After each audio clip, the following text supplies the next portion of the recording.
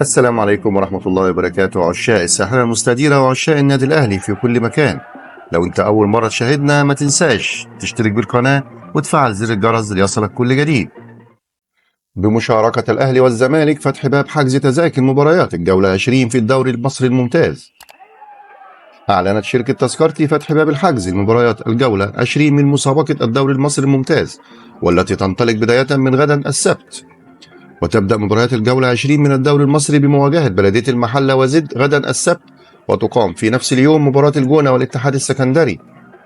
ويعود الأهلي والزمالك للعب في الدوري المصري بعدما غاب عن الجولتين الماضيتين، ويلعب الأهلي أمام الإسماعيلي في مباراة جماهيرية، فيما يلتقي الزمالك نظيره البنك الأهلي.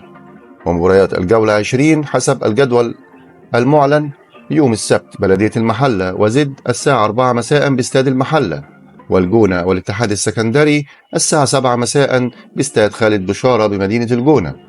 ويوم الأحد المصري البورسعيدي والداخلية الساعة 4 مساء باستاد برج العرب، والمقاولين العرب وسموحة الساعة 7 مساء باستاد الجبل الأخضر. ويوم الاثنين سيراميكا كليوباترا وفاركو الساعة 7 مساء باستاد الجبل الأخضر. ويوم الأربع إنبي بيراميدز الساعة 7 مساء باستاد بتروسبورت.